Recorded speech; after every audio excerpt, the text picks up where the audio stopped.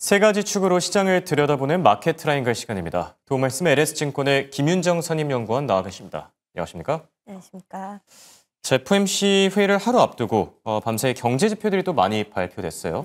소매 판매, 산업 생산, 수입 물가 많이 나왔는데 네. 간밤 지표들은 어떻게 보셨죠? 일단은 증시만 본다면은 증시 아무래도 FOMC 결과 관망하면서 약보합 보이기는 했는데 지표 자체는 좀 견조하게 드러난 네. 편이었습니다. 일단은 대표적으로 볼 수 있는 것들 8월 소매 판매 그리고 8월 산업 생산이 있었는데 모두 컨센 대비했을 때 괜찮게 나온 편이었었고요. 그리고 주목할 만한 부분 같은 경우는 소매 판매 같은 경우는 전월치에 대해서도 어느 정도 상향 조정이 되었다라는 부분 주목해 보시면 좋을 것 같습니다. 그래서 앞서서 발표되었었던 이제 고용 쇼크에도 불구하고 나름 이제 소비가 어느 정도 견조하게 유지되고 있다라는 측면에서는 아무래도 미국 경기에 대한 우려 같은 부분들은 좀 어느 정도 제한되는 상태로 해석해 볼 수 있을 것 같습니다. 네. 이렇게 소매 판매가 잘 나와주면서 경기 둔화 우려는 좀 잠잠해졌지만 반대로 또 금리나 기대감은 조금 꺾이지 않을까 이런 생각이 들기도 하고요. 자, 그럼 이제 본격적으로 키워드들 하나씩 살펴볼까 하는데 첫 번째 키워드 같이 확인해 볼까요? 자, 첫 번째 키워드는 연준의 독립성입니다. 맞습니다. 지금 트럼프의 최측근인 마이런 연준 이사가 이번 네. FOMC 회의에 또 참석을 한다고 하죠. 그리고 또 동시에 쿡 연준 이사 같은 경우에는 해임과 관련된 얘기들이 나왔는데 결국에는 이제 법원 쪽에서는 쿡 이사의 손을 들어주고 같이 또 회의에 참여를 하게 됐어요. 맞습니다. 연준의 독립성과 관련해서는 어떻게 생각하시죠? 일단은 계속 좀 트럼프 행정부가 공공연하게 이제 금리 인하를 요구를 하고 있는 모습들이 나타나고 있고요. 그리고 스티브 마이런 연준 이사 같은 경우는 앞서서 이제 쿠글러 전 연준 이사의 자리를 남은 임기 기간 동안 임시로 대체를 하면서 이제 투입이 된 케이스인데 쿠글러 전 연준 이사 같은 경우는 자진 사퇴를 한 것이지만 대표적인 이제 매파 인사로서 이제 활동을 하고 있었던 분이시고 이제 그렇죠. 마이런 연준 이사 같은 경우는 대표적인 이제 친정부 성향의 인사로 대표되고 있습니다. 백악관의 경제자문위원회 위원장을 담당하고 있기도 하고요. 전반적인 현재 트럼프 2기 행정부의 경제 정책이나 어떤 대외 정책 방향성에 있어서 큰 어떤 축을 담당하고 있는 분이라고 볼 수 있는데 그렇다 보니까 이제 아무래도 금리 인하를 지지하는 방향으로서의 표결 때 한 표 더 하지 않겠나라는 기대감을 좀 자극을 할 수가 있을 것 같고요. 그래서 아무래도 이제 이번 FOMC가 첫 참여이고 적어도 내년 1월 말까지 총 4차례 FOMC에 참여를 하게 될 예정이다 보니까 이번 FOMC에서 마이런 연준 이사가 어떻게 행보를 보이는지 그리고 이후에 공개 발언에서 어떤 스탠스를 보이는지는 좀 확인이 필요할 것 같다 말씀드리고 있습니다. 트럼프 행정부 같은 경우는 이제 파월 연준 의장에 대해서도 더 큰 폭의 인하가 필요하다. 비컷을 의미하는 거겠죠. 이런 부분들을 요구를 하면서 공공연하게 관여를 이어나가고 있고 또 리사 쿡 연준 이사 말씀해 주셨지만 이제 해임을 결정을 했는데 결국에는 이제 이번에 연방항소법원이 쿡 이사에 대해서 해임에 대한 효력 일시중지 결정을 좀 유지하겠다라는 결정을 최종적으로 내리면서 9월 FOMC에서는 적어도 쿡 이사의 어떤 참여가 이제 확실시가 되었습니다. 그래서 이런 부분들은 적어도 9월 FOMC에서는 독립성 침해가 그렇게 심하지는 않겠다라고 해석을 해볼 수가 있을 것 같고요. 이제 경기 지표 방향성은 아까 말씀드렸듯이 이제 소비는 그래도 견조한 모습 보이고 있는데 이제 인플레이션이라든지 이런 부분들은 또 다시 좀 주목을 해보아야 되는 부분이다라고 말씀을 드리고 있습니다. 이제 지난주에 8월 PPI나 CPI 같은 부분들이 이제 시장 예상에 부합하는 형태로 나타나면서 금리 인하에 대한 기대감을 이제 더하고 있는 상황인데요. 이제 시장에서는 긍정적으로 해석하고 있는 부분들이 있는데 이번에 소매 판매 같은 경우가 좀 견조하게 나타나기도 했었고 그리고 여전히 좀 관세에 대한 영향이라든지 이런 부분에 대해서는 경계감이 좀 필요하지 않나라고 판단을 하고 있습니다. 특히나 중국이 이제 최근 공급 개혁에 따라서 이제 물가 회복 가능성 높이고 있는 부분들도 계속 좀 수입 물가에 대해서는 상방 압력에 노출돼 있다라는 점은 계속 좀 경계가 필요하다라고 해석하고 있습니다. 네. 자, 이렇게 첫 번째 키워드는 연준의 독립성에 대해서 살펴봤고요. 두 번째 키워드도 같이 확인해 볼까요? 두 번째 키워드 보여주시죠. 금리 인하 다음은 하고 퀘스천 마크가 붙어 있네요. 사실 뭐 9월 FOMC 회의 금리 인하는 뭐 기정사실화 됐으니까 네. 이제 투자자들의 관심은 금리 인하 다음에는 어떤 모멘텀이 있을까? 네. 시장에 남은 뭐 재료가 뭐가 있을까? 이런 부분들 궁금해하는 것 같은데 네. 연구원님은 어떻게 생각하시죠? 일단은 뭐 국내로 한정지어서 본다면 이제 정책 모멘텀이 아무래도 계속 좀 유효하게 예. 작용하지 않을까라고 생각을 하고 있고요. 특히나 뭐 이번 주 시장 흐름만 보셔도 이번 주에 3,400포인트 코스피가 진입을 그렇죠. 한 이후에 또 어제 같은 경우엔 장중에 이제 3,450포인트도 넘어서기도 하면서 이제 랠리를 좀 다시 재개하지 않았나라고 해석을 해볼 수가 있을 것 같습니다. 사실 7월 이후에 세제 개편안이 발표되면서 좀 증시 부양 정책에 대한 어떤 방향성이 유지될 것인가 혹은 뭐 충돌하지 않겠나라는 불확실성이 좀 가중이 되기는 했었는데 지난주 대통령의 뭐 대주주 양도소득세 기준 완화 이쪽으로 좀 힘을 싣는 발언이 좀 공개가 됨에 따라서 시장의 정책 모멘텀이 다시 좀 작용을 하고 있는 모습이고요.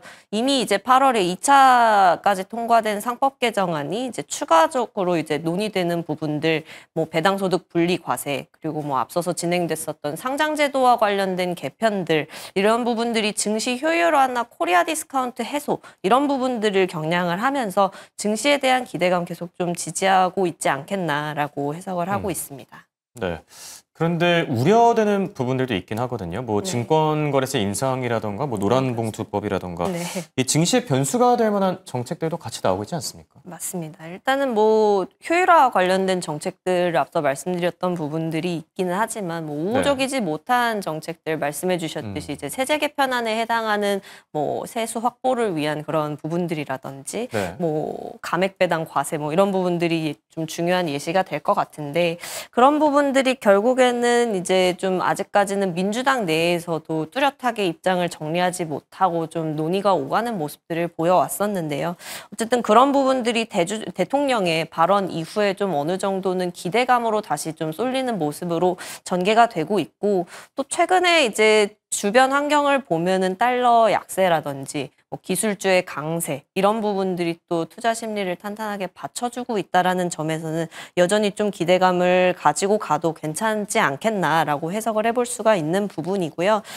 한국도 이제 금리 인하 기조 좀 이어지고 있는 상황이다 보니까 위험자산 선호 심리가 아직까지 좀 우세하다라고 해석을 해볼 수가 있을 것 같고 그리고 정책과 관련해서 조금 더 말씀을 드리자면은 이제 그동안의 정책 같은 경우는 뭐 기업 지배구조와 관련된 뭐 상법 개정이라든지 혹은 이제 자본시장과 관련된 정책 개정에 좀 집중이 되어 있었다면은 지금 뭐 대통령 공약 그 이재명 후보 당시 후보의 공약 내용을 살펴보시면은 어쨌든 이제 성장 산업에 대한 그 펀드 조성이라든지 이런 지원책들 같은 경우도 적극적으로 이어질 것이기 때문에 그런 부분들이 이제 추후에는 이어지면서 또 다시 이제 국내 증시에 대한 투자 심리를 긍정적으로 끌고 가는 동력이 되지 않겠는가라고 해석을 해보고 있습니다. 네.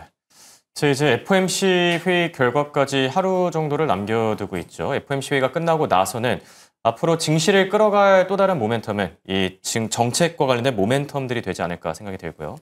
자, 세 번째 키워드 같이 확인해 보겠습니다. 세 번째 키워드는 증권주입니다. 앞서 두 가지 키워드를 통해서 저희가 시장의 방향성을 한번 확인해 봤는데 투자 전략과 관련해서는 증권주라는 키워드를 꼽아 주셨어요. 어떤 내용들 살펴보면 좋을까요? 일단은 뭐 금융지주사들 그 정책 모멘텀으로 많이 올랐었던 종목들인데 뭐 사실 증권 쪽으로 한정 지은 이유는 그동안에 이제 금융지주사들의 상승에 대한 내용들을 살펴본다면 아무래도 은행이 조금 더 주도적으로 움직였던 부분들이 있는 것 같습니다. 그렇다 보니까 이제 그 업사이드 추가 상승 여력에 대해서는 이제 증권 쪽이 조금 더 유리하게 작용을 하지 않겠나라는 부분들을 기대를 해볼 수가 있을 것 같고요. 그리고 일단 지금 주요 금융지주사들이 어느 정도 이제 그 총 주주환원율 50%를 두고서 이제 그 글로벌 피어들 대비했을 때 평균치인 50%를 목표를 두고서 적어도 뭐 2년, 3년 내에 달성 가능한 가이던스를 이미 제시를 한 상황이고 그렇다 보니까 이미 카드가 나와 있는 상황이기 때문에 추가적인 모멘텀으로 작용할 부분은 이제 뭐 거기서 더 이제 주주환원을 한다든지 그런 식으로 이어지는 것 외에는 이제 없기 때문에 그러면은 이제 뭐 정책에 대한 부분들 끝나는 거 아니냐라는 식으로도 이어질 수가 있다라고 생각을 하고 있어요. 그리고 이미 은행 같은 경우는 일부 종목들 같은 경우는 PBR 1배 이상으로 좀 밸류에이션 레벨을 이미 높여둔 상태이기 때문에 상대적으로 증권 쪽을 주목을 해보시는 게 긍정적이지 않을까, 기대 수익률 측면에서 긍정적이지 않을까라고 말씀을 드리고 있고요. 증시 레벨의 상승과도 연동해서 이제 증권 섹터의 이제 실적 개선 이런 부분들을 기대를 해볼 수도 있을 것 같고 또 한 가지 이제 뭐 주변 그 정책 여건도 긍정적으로 작용을 하고 있다라고 보고 있습니다. 이제 IMA라든지 이제 발행업 사업이 가능한 이제 종투사 지정 이런 부분들이 최근 증권업 내에서 이제 추가적인 먹거리로서 좀 작용을 하고 있는 부분으로 작용을 하고 있고요. 또 이제 규제도 관련해서 개편을 하는 부분들이 이제 전반적인 증권 업황에 대한 기대감을 높이는 부분이기 때문에 이런 부분에 있어서 좀 증권업에 대해서는 계속해서 좀 긍정적인 시각을 가지고 갈 수 있겠다라고 말씀을 드리고 있습니다. 다만 이제 더해서 이제 금융사나 뭐 일반 지주사나 이렇게 봤을 때 이제 5월 정도서부터 계속 랠리로서 올랐었던 부분들이 존재하기는 하지만 여전히 글로벌 피어 대비해서 비교해 봤을 때 뭐 ROE 레벨 대비했을 때 PBR 레벨이 이렇게 높지 않은 위치에 있습니다. 그렇다 보니까 그런 부분에 있어서는 조금 더 업사이드 포텐셜이 아직까지는 있다. 다만 이제 그 상승 여력과 관련해서는 증권주가 조금 더 우세하지 않겠나라고 판단을 하는 것이고요. 일반 지주사 같은 경우들도 이제 각자 이제 상법 개정안에 대응해서 어느 정도는 그 지배구조 개편이라든지 뭐 이미 보유하고 있는 자사주를 소각한다든지 그런 움직임들이 이어지고 있어서 전반적으로 투자자들과 소통을 강화한다라는 방향성에 있어서는 긍정적인 방향 시각을 유지를 하고 있습니다. 네. 정책 수혜주 가운데서 이 증권업 쪽을 조금 더 살펴볼 필요가 있어 보입니다. 지금까지 도움 말씀의 김윤정 선임연구원과 함께했습니다. 감사합니다. 감사합니다.